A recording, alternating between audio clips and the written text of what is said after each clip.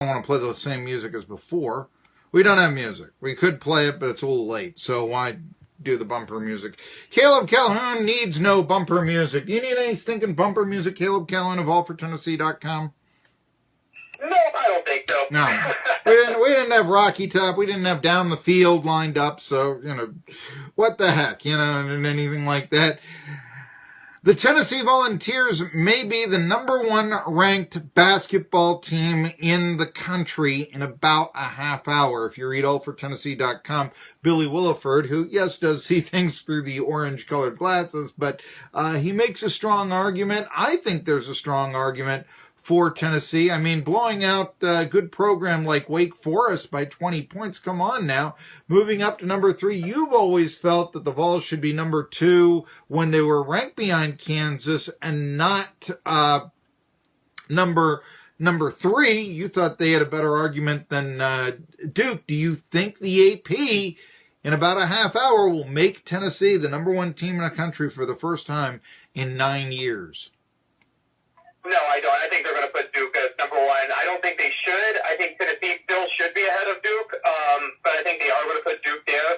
What I have said in the past, and if the argument is between Tennessee and Duke, then yes, Tennessee should have been number 2 going into this week, and they should now be number 1. I can listen to arguments for other teams. I mean, I can listen to an argument about Michigan possibly being number 1, because I do understand the idea that, Kansas did lose, but at the end of the day, they still beat Tennessee in overtime. But I just think that right now, given the circular logic that we have so early in the season, it's enough to say that Tennessee has proven enough that they should easily be ranked ahead of Duke right now. Yes, go ahead. Yeah, and I don't think there's much debate about that, particularly when you look at how Tennessee's looked over the last 3 games. And Memphis played them tough for how much Memphis has struggled, but anybody who knows that series knows that was going to be a tough game no matter what. And outside of that, they just beat the brakes off Wake Forest on Saturday. That impressed me, and even beating Memphis, who may not have the best record in the world with 5 losses, but those are 5 losses to pretty decent teams. And really, that game was never in doubt. The Vols, except for playing against Kansas, let's say, have really blown out all their opponents. The loss to Kansas came in overtime. Grant Williams fouled out.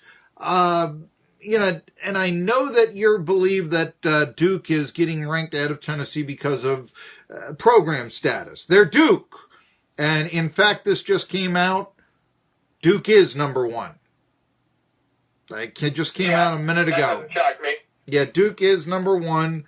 And we'll come out and talk about I'll try to give you the exact votes here in just a second. But Duke is the number 1 team right now in the country. Of course, it doesn't mean anything until, somebody's cutting down the nets in a Final Four.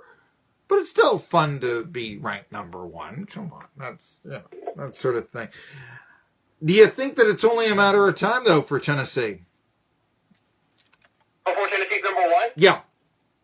I think it's possible. If you look at Tennessee's schedule, the SEC, outside of Kentucky and Auburn, is not. I don't think the SEC is that good this year, honestly. And they don't really have anybody tough left out of conference. And so they're in much better position to coach through easier schedule than Duke is, who is much younger than Tennessee and is playing a more brutal schedule. So it seems more likely that Duke would lose coming up than Tennessee. Intriguing. And ranked number 2, I think that I would buy that. Now, I remember in 2009, it wasn't a lengthy number 1. I think they were there for about a week or so and then fell. But even so, that's a nice, it's a feather in the cap. And it shows, remember, it wasn't this long ago that we were 5, what was it? About 5 years, less than 5 years away from mediocrity, from number 2 in all this. Here are the rankings. Duke is number 1. Michigan is number 2.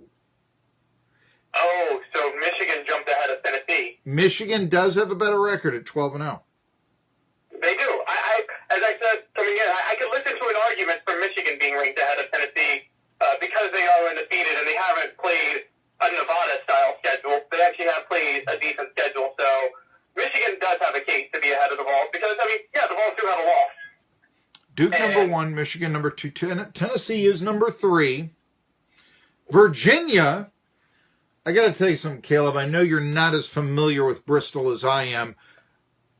You can say all you want to that, oh, people in Bristol will be excited. Nobody in Bristol roots for Virginia, not even in Virginia, the part of Bristol. Virginia Tech, yes. You got to get, into Virginia a significant way before people start rooting for the Cavaliers over the Hokies. Trust me on that. Southwest Virginia is all Hokies. But anyway, Virginia number 4, Kansas number 5, then comes Nevada. Virginia Tech is ranked number 10. By the way, Gonzaga, who the Vols vanquished earlier, is number 7. Auburn fell to number 12. Let's try to give you some local interest team. North Carolina, number 14. Kentucky, number 16. Forgive me for putting your time, but I think you'd like to know this. Mississippi State, number 19. And unfortunately for SoCon fans, Furman fell out of the top 25 with their loss to LSU. And they only got 2 votes. What about the New Jersey Institute of Technology getting a number 25? What do you think about that? New Jersey Institute of Technology got number 25? They didn't get number 25, but they did get 1 vote along with Penn and San Francisco. So the Dons are back. Yeah, it's 1955 all over again. The Dons are back. It really is. Yes, there you are. The Dodgers will return to Brooklyn, and Ike will go back in the White House and all that good. We'll put big fenders on cars and all that good stuff. Anyway, I do want to say this. Tennessee, although ranked 3rd behind Duke and Michigan, Duke got 35 first-place votes. Tennessee was 2nd in first-place votes with 12. And then I think therein lies, Caleb, and I appreciate your patience here, but sort of the problems with maybe a Tennessee number 1 ranking. There are still 3 undefeated teams, Michigan, Virginia, and Nevada. Where do you rank a 1 loss? Admittedly, an overtime loss, but it's to Kansas. Kansas has 1 loss. Okay, Billson ranking formula says, well, then head-to-head, I got to take Kansas over Tennessee. I mean, they beat Tennessee. I'll take Tennessee over Gonzaga if all things were equal. But it's not. Gonzaga's 11-2. But anyway, Duke 35 first-place votes. Number 3, Tennessee 12. Michigan got 9. And Virginia and Kansas, number 4 and 5 respectively, got 4 first-place votes. So Kansas, still some people continue to vote the Jayhawks number 1. That's the top 5, folks. Yeah. That's the top 5. That makes sense. And it could be here. And I said, as I said, I listened to an argument. I would listen to an argument for Michigan, and I forgot about Virginia and Virginia. Now, what I would say is that I think Virginia is living on such a bad reputation over the early NCAA tournament flameouts. It'll still be hard to put them number 1 after the last 2 years. I feel like they could go undefeated all season and they wouldn't get the number 1 overall seed in the NCAA tournament. That is an intriguing idea. That's an intriguing idea. I had not considered that because, I am thinking this is about the 2018, soon to be 2019 season. As we look ahead to the schedule that the Vols will play, as you mentioned, the SEC is down. I mean, yeah, sure, Kentucky's on the schedule. So is I'm looking through it. Is Mississippi State on the schedule? But I don't see here a ranked team that Tennessee will play until they do take on the Kentucky Wildcats. And that game isn't until February 16th. So this could be, this could be a while here. Yes. It's true, and it's very intriguing. The last time, what people forget is the last time Tennessee was number 1, they beat Memphis on a Saturday night, late Saturday night, emotional win. And then on Tuesday, they had to go to Vanderbilt. And that was still Vanderbilt, like at peak Vanderbilt under Kevin Stallings when they had Shan Foster.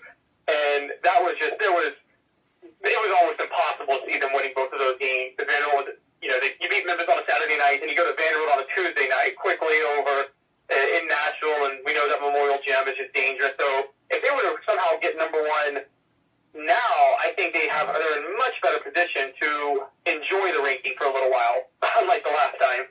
Oh, I think the Vols have the opportunity. I mean, the schedule, I think, all things considered, is conducive to them. Okay, got to play West Virginia, Bob Huggin, on the 26th. But so what, right? I mean, it's not. I shouldn't say so what, but you know what I'm saying. They're not ranked. I mean, LSU has been ranked, but they're not right now, and there are no ranked teams under the current top 25. Like I said, until Kentucky. And a trip to Rupp Arena, I believe, on the 16th of February. And then, the Vols will play at the end of the season 3 teams that are ranked: Kentucky, Mississippi State, and Auburn. But that's sort of like, okay, now that's the time to be challenged. You get fat against the weak sisters, and then tournament time comes up, and that's when you got to start playing the tough. I think the schedule is very conducive to Tennessee's success. I like the way. Yeah, I like the way that this is set up. Do you think that the recruiting that Jeremy Pruitt and company brought in early on, do you think that that is conducive to Tennessee's success for the future? Well, I think it's more conducive to Jim Harbaugh's hot seat. Because Tennessee's been, they may not be winning a lot, but on the recruiting field they're dunking all over Michigan, and Michigan still can't beat Ohio State, so there's that. But I do think that Pruitt he had as good of an early signing period as you could have asked for. I think the biggest negative was, I think many Vol fans are hoping Darnell Wright would surprisingly commit early. I know Tennessee's been the favorite the whole time, but you never trust a top 3 player, even if a school's in a top choice forever. Unless he commits, you never trust that he'll stay committed or the school will stay at the top. You can see there's another school making a last-minute push. Heck, Tennessee made a last-minute push for Corvallis Crouch, and because it was always down to Clemson and Michigan, and they jumped in kind of towards the end and made a huge late push. So you never know what happens with Darnell Wright, and I think Darnell Wright is if Darnell Wright's the guy too. You never want to say a guy defines the recruiting class, but for morale sake for the Vols, Darnell Wright's the guy that he's as close to defining a recruiting class as it can get.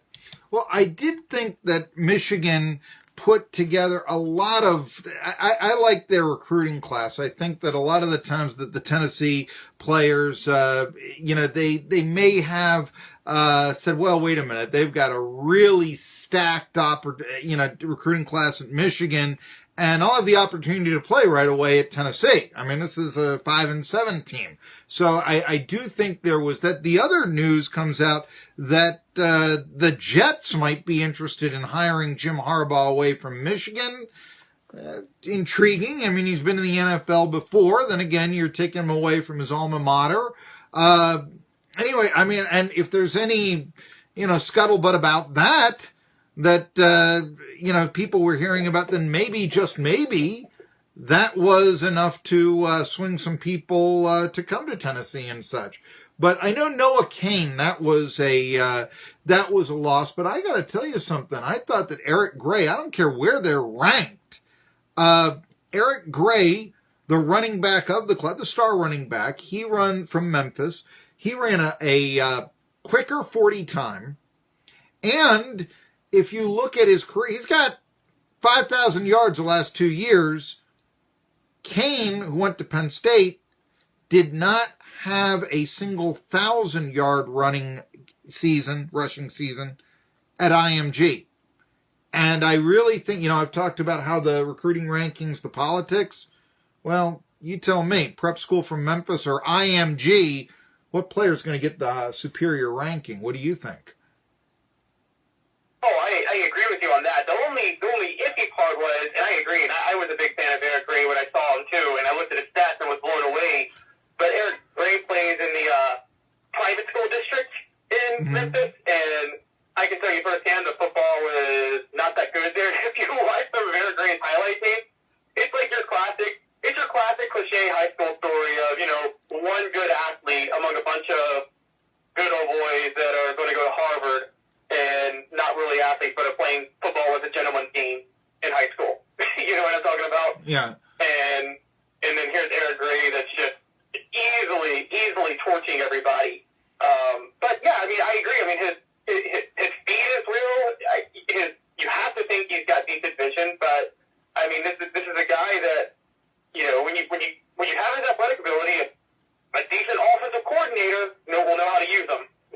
I look at that. I look at Cody Lewis over here in East Tennessee with Unicoi County, who has a senior year. He rushed for 2,000 yards as a junior. And yeah, a lot of it was, he's going 70 yards against a 118, for a touchdown. Runs a 4.5 40, so I mean, he wasn't a big guy, there weren't a whole lot of people who were going to bring him down. They won against Alcoa, and he wasn't breaking off the long games. He still got 90, 100 yards in a blowout defeat. But there you go. I mean, what you say about the competition. Still, though, he's got 5,000 yards, more than 7,000 in his last 3 years of his prep career. That's pretty good for Crouch and all this. And I thought it was, not Crouch, I'm sorry, for Gray. I was going to get to Crouch.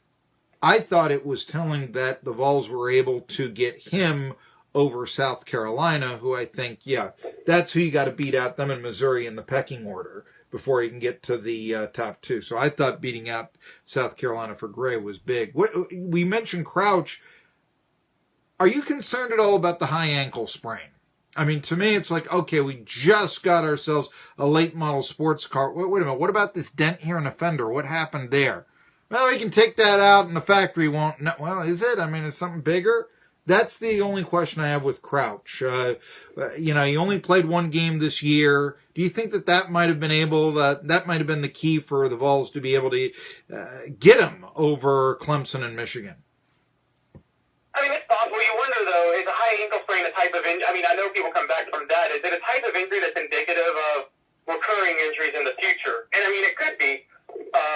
I think, particularly with Crouch, because he's going to play either running back or linebacker, and those are two positions that are pretty physically demanding at football. And so I would assume they're going to move him to linebacker. But, again, I'm not sure on that. But it could be a little bit of a concern. But the only thing I would say is I don't think, it's not like an ACL tear or something like that. It sounds like an ankle sprain. And you could see maybe he's, okay, I'm just going to try to save myself until college. And so maybe he sat out a little longer than he should. I would. That's the only question I've got here with Crouch. I mean, I think it's a wonderful pickup and such. Georgia, Tennessee, really getting a lot of players from Georgia.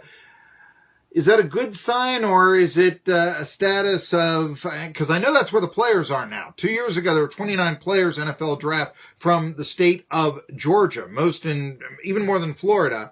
But does that mean, hey, great Vols recruiting, or hey, we're getting the leftover from the Bulldogs? What do you think it is?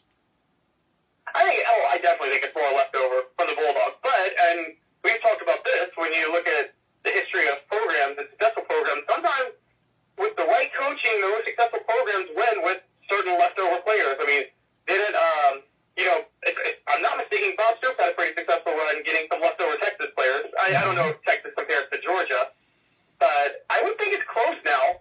I think Georgia might have surpassed Texas in football recruiting. I don't know. I need to look at the NFL numbers on that. Yeah, I think Georgia's the top five. Florida's number one. California number 2, Texas is number 3. There were 37 players from the state of Tennessee in the NFL opening day 2018 roster. I always look at that, So South Carolina, I think, got 43. Yeah, go ahead. I'm sorry. Yeah, it's kind of interesting. I will say one of the interesting things that it gets me that intrigues me about Jeremy Pruitt. There's a lot of highly rated players in the state of Tennessee, and Butch Jones, one of the reasons he went over the fan base so early was he was able to spike his recruiting classes by getting a lot of those guys done. And a lot of them turned out to be busts. And I've noticed Jeremy Pruitt is not really going after that many highly ranked in-state players. Yeah, you got Eric Gray, but there's a lot of people that I noticed for 4 stars and 5 stars that Pruitt wasn't even high on. My mind is now drawing a blank. It's the receiver that committed to Arkansas earlier this year, and it's not like Tennessee just wasn't going after him that hard, even though he was a top 3 player in the state, according to the rankings. Yeah, I mean, we always, what are the ranking, and all this, but yeah, no, let me try to see. I've got there. Was it Means? Gerard Means? No. Gerard Means committed to Tennessee. Oh, I'm sorry. I thought that you were talking about a player who was going to go to Arkansas. I think it was Trey Knox was his Nate. Oh, okay. So not in this year's class. I'm sorry. Okay. Yeah. So Trey Knox was a player that he committed to Arkansas. Oh, I'm sorry. And he was. I'm sorry. I'm sorry. I got confused. My apologies. Okay. Yeah. So Trey Knox committed to Arkansas. He was a 4-star receiver, and from the reports I had read, it sounded like Pruitt wasn't that. He gave him a scholarship, but wasn't that highly interested in him. And even though he was in state, and it seems that's very different from Butch Jones, where Butch Jones, it seems like, looked at the rankings in the state and closed off all the top recruits, and many of those players turned out to be busts. So one of the reasons where recruiting could be suffering in the state is not just that there's not a lot of highly rated recruits compared to the rest of the states, but it seems like a lot of the in-state talent is overrated in Tennessee. Intriguing. Of course, people were still upset when Cade Mays went to Georgia instead of Tennessee last year, where he was going to go for years and years and all this. But anyway, by the way, the count is 10 players from Georgia, including Lakiah Henry, who went to Dodge City Community College, which actually is a pretty good community college for producing football players historically. But anyway, 10 players from Georgia, 4 from Tennessee. There you go, Kel. Who do you like, other than, I know Moore is the big lineman, Wanya Morris, 5 stars. Crouch was a nice pickup. Gray was a nice pickup. But who are you high on in the early signing period? Who do you think might be that diamond in the rough? Oh, I think Gerard Means, the guy who committed, could be a diamond in the rough at receiver. Mm-hmm. Funny enough, he fits the profile of exactly what Tennessee's receivers are now. Mm-hmm. And I think that's kind of been a way of the future for college football. Ironically, Hugh Freeze kind of started this, where teams want to get like 3 to 4 big receivers and spread the field with that. Whereas the Urban Meyer method was always spread the field with a bunch of speedy guys.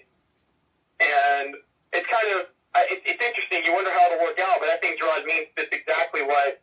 It's clear that's how Jerry Pruitt wants to run his offense, whoever he gets it off the coordinator, and I think Gerard Means is definitely a diamond in the rough for that. I think that was a big deal.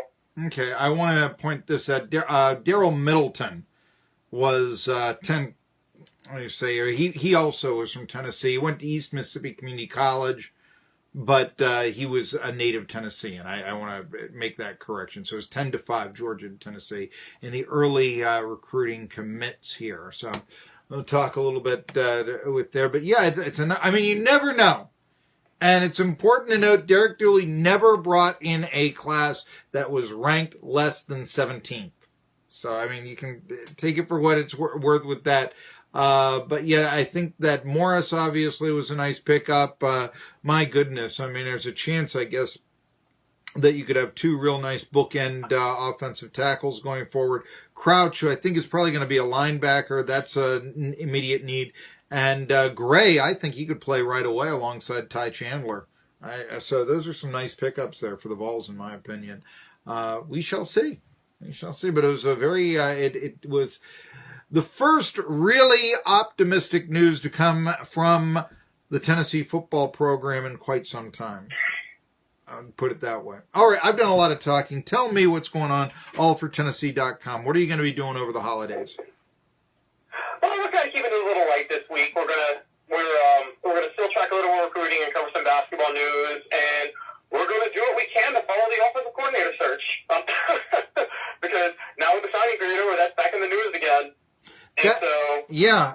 Who do you like? Do you got any leads or anything like that? We're hearing this guy from now with Kendall Wiles as far as state, I'm thinking that Jeff Levy needs to be their top guy. I will say up front, I'm a huge believer in the Wiles offense. So, and I'm kind of a fan of anybody who's been a coordinator or a coach that came from that offense. They all seem to put up a ton of points.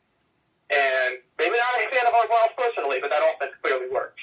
And Levy is trained in it, so I think I would go for him. Why do you think Briles went to Florida State? Is it a matter of the now unspoken morals clause that after Greg Schiano, Tennessee must now adhere to or else risk being looked at as hypocrites? Or is it the fact that Jared Guarantano maybe isn't all that? Or, because Florida State hasn't been all that for a couple of years, just like Tennessee. Or is it just, hey, there's more talent in Florida than Tennessee? Why do you think Briles went to Florida State ultimately and not the Vols? Oh, it's all of those things. It's all of those things, plus the fact that I think that, Jeremy Pruitt he wants his offenses to be a little more ground and pound physical. I think he's willing to open it up. But I think Briles probably thought he was not as likely to clash with Willie Taggart as he would with Jeremy Pruitt. And I mean, honestly, if you're running an innovative spread offense type, would you rather work for Willie Taggart or Jeremy Pruitt? And honestly, at that point, I'm thinking I might rather work for Willie Taggart. The only question would be, Willie Taggart might be a little more hands-on, where Pruitt probably would have given him more freedom. But I think I don't know if Pruitt philosophically would align with Briles as much. He's Caleb Calhoun. The Vols news, it never ends. Could they be number one? They're not this week, but could they be soon? And, hey, who else is going to come in February? Who else is going to be the offensive coordinator? What's going on there? Tri-City Sports Now. We'll talk more NFL after this. I think they caught me biting my